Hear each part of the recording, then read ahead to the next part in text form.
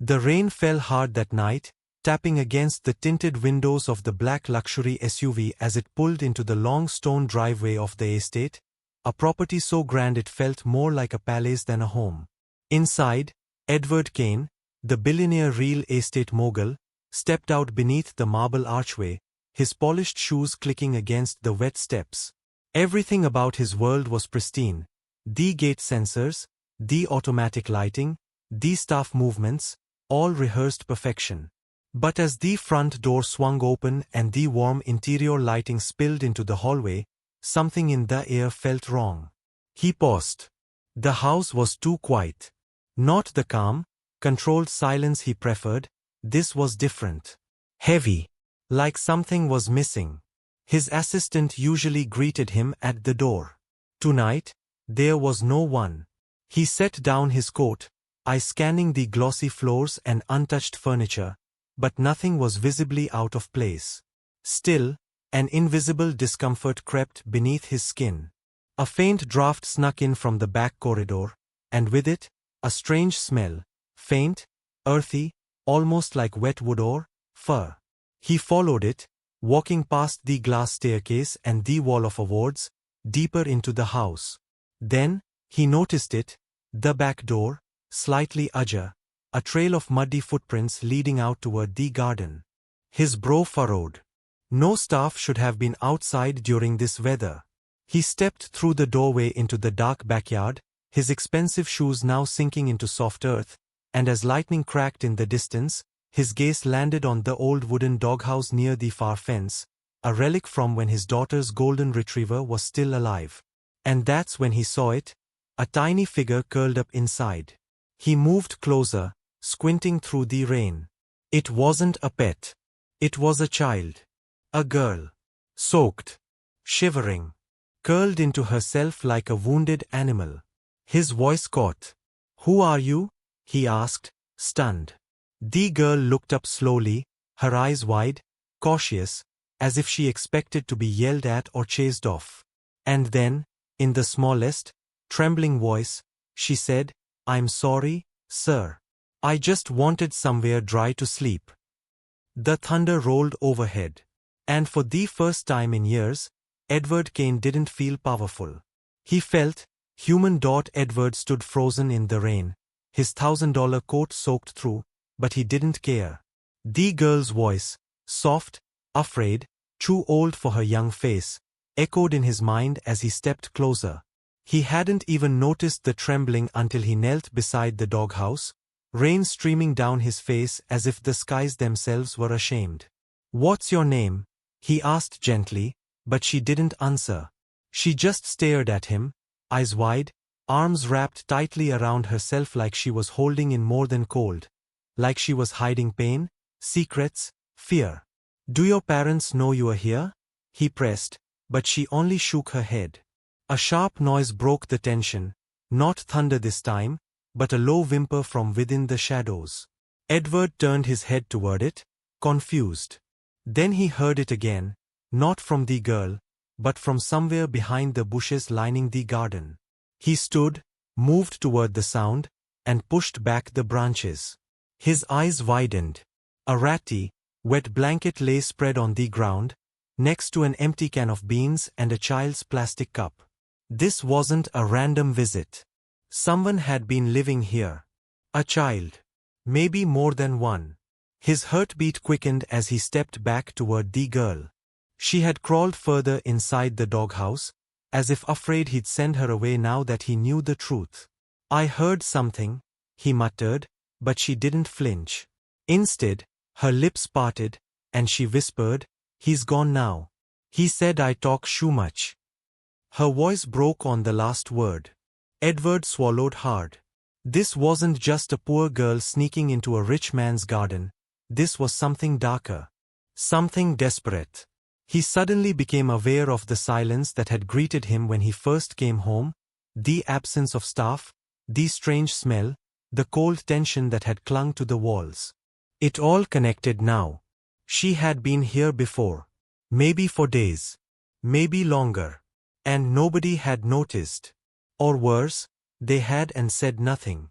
As another rumble of thunder vibrated through the air, Edward looked down at the small figure inside the doghouse and knew in that moment something was terribly wrong, and he couldn't walk away from it this time. Edward stood there, drenched, shoes sinking into mud, staring at the trembling child crammed inside the old wooden doghouse, a space meant for a golden retriever, not a little girl. His breath misted in the air, heart hammering like he'd stumbled upon a crime scene in his own backyard. "Why are you doing this?" he asked, more to himself than to her. She didn't answer. She just stared at him with those wide, wet eyes, full of fear, not of the weather but of him, of being seen, of being sent away. He knelt again, his knees sinking into the wet ground. "Where is your family? Why didn't you go to someone for help?" She hugged her knees tighter, chin buried between them, and then, almost like it hurt to speak, she whispered, "I tried, but nobody opened the door." Edward felt a strange pressure in his chest. "You tried where?" he asked gently. "Here," she replied, voice barely audible. "I knocked, the big door. A lady came out. She said, 'We don't give out leftovers. Go back where you came from.'" Edward's heart sunk. That was his housekeeper. His staff. His rules. No handouts. No strangers. Maintain security. He looked down, ashamed. "And your parents?" he asked, swallowing the lump rising in his throat. She looked away, silent again. "Gone?" he guessed, and she nodded slowly. He couldn't breathe. Then came the sentence, the one that would change everything. She shifted slightly, her voice breaking into a whisper. "I just wanted to know if I could sleep in the doghouse. I'm sorry. I didn't mean to cause trouble." That was it. No demand. No theft. Just a plea for a corner of shelter, like an animal. Not even inside the house. Just near it. Close enough to the light. The words pierced something inside Edward Kane that he didn't know existed. A part of him, long frozen over, cracked. He reached out, not to grab her, not to scold her, but to offer warmth. She flinched. That broke him more. "You are not in trouble," he said, barely holding it together. "You are safe now. You are not going back out into the cold." But even as he said it, he realized, it wasn't her he was saving. It was himself. As Edward gently helped the girl out of the doghouse and wrapped her in his coat, she didn't resist, but she didn't lean in either. Her body was there, but her spirit felt miles away. He carried her inside, bypassing the confused stares of a few late-working staff, and placed her near the fireplace, lighting it with hands that now trembled more than the flame. She sat silently, eyes darting to every corner of the room, unsure if this was kindness or just another trap. He brought her warm soup, and though she hesitated, hunger eventually won. Between small, careful bites, she began to speak, not in a linear story, but in fragments. Her name was Amara. Her mother had worked as a part-time maid in one of the houses down the hill. Her father was somewhere far away. They'd moved from shelter to shelter, sometimes sleeping in cars or behind abandoned shops. When her mother got sick, Amara tried to care for her, stealing crackers, collecting rainwater, staying quiet to avoid being noticed. One day, her mother just didn't wake up. Amara waited beside her for 2 days, Lou afraid to ask for help. When she finally went to the house where her mother used to clean, they slammed the door in her face. Another said, "Sorry, we don't do charity." That's when she walked up the long driveway to Edward Kane's mansion, the biggest house on the hill. She thought maybe, just maybe, someone that rich might let her sleep on the porch. But no one answered the bell. She sat by the gate until nightfall. The guard never came. She wandered into the garden, saw the doghouse, and made it her shelter. For days, she ate scraps from the garbage bins, half sandwiches, expired yogurt, whatever she could find. "I didn't want to steal," she said softly. I just wanted to stay warm. Edward sat across from her, listening, and feeling like every sentence was a knife carving guilt into his chest. This girl had been within arm's reach of his luxury, his security cameras, his carefully trimmed roses, and no one saw her. No one cared. She had been crying for help in silence, and the silence of his home had answered back with nothing.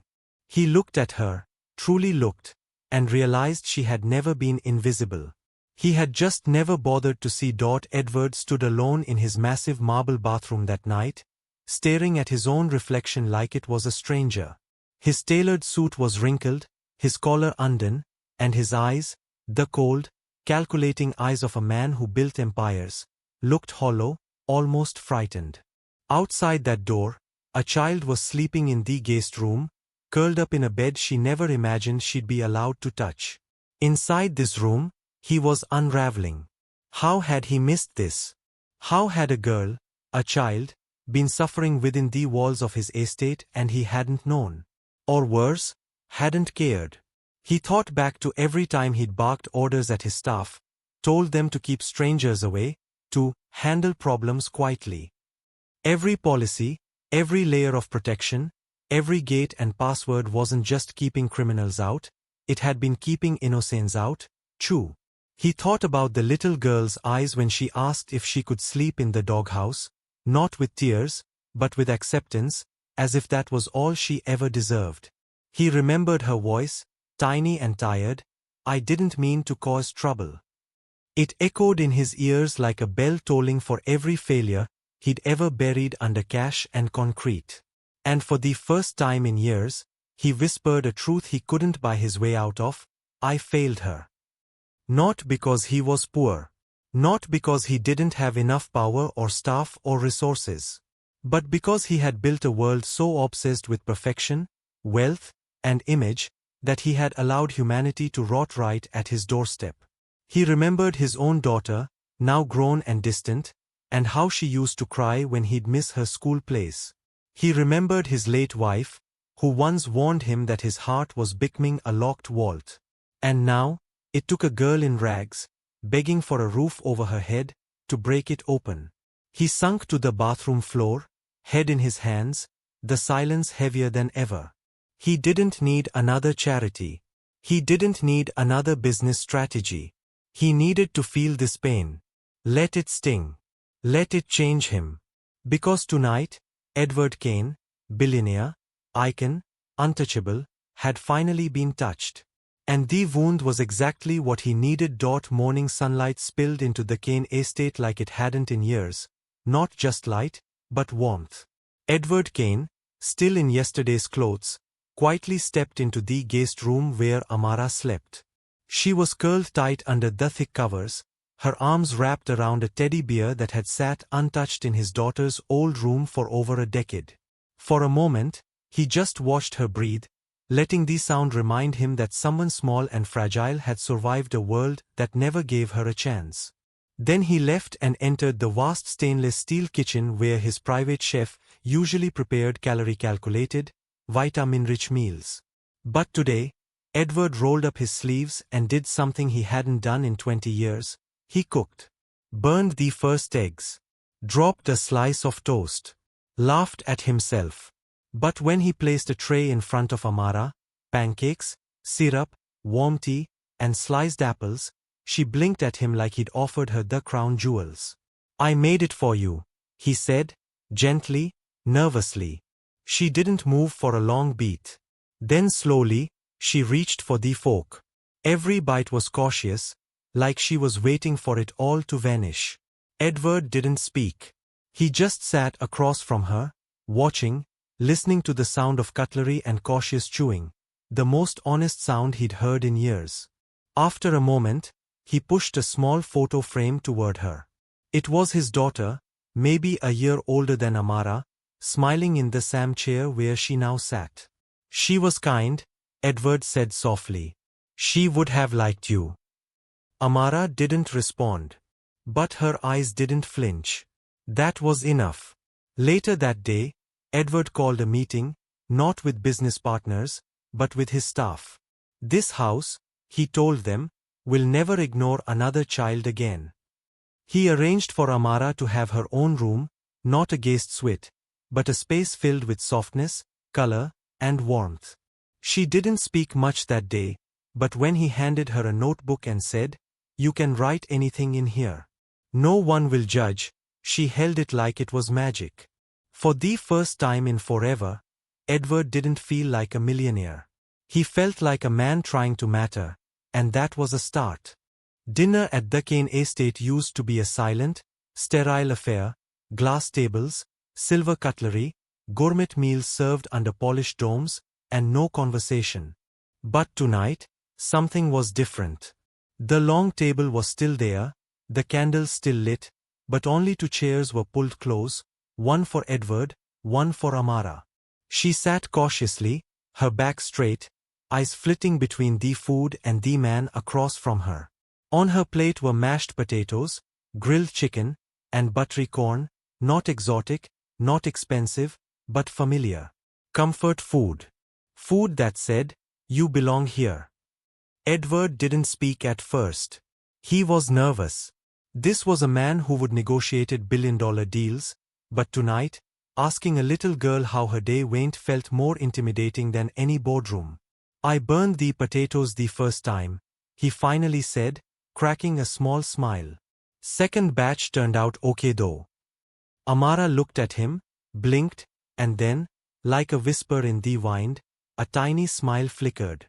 She picked up her fork and took a bite. It was quiet, but not uncomfortable. It was the kind of silence that comes when two people are still learning each other's language, but choosing to stay at the table anyway. Halfway through the meal, Edward pointed to a small piano in the corner of the room. "Do you play?" She shook her head. "My mom used to hum," she said, barely audible.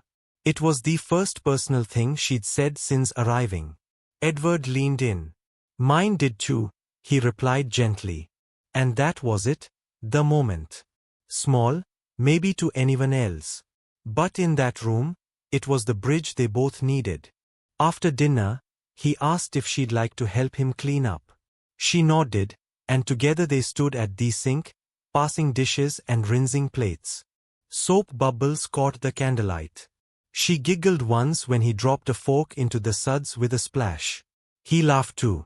Not because it was funny, but because it was real. They were no longer millionaire and orphan. No longer stranger and guest. Just two people, sharing a moment, healing through food, through silence, through the simple grace of staying present. That night, as Amara walked to her new bedroom, she looked back at him. Just a glance. But it said everything. "I see you." And for Edward, that glance was worth more than all the gold in his vaults.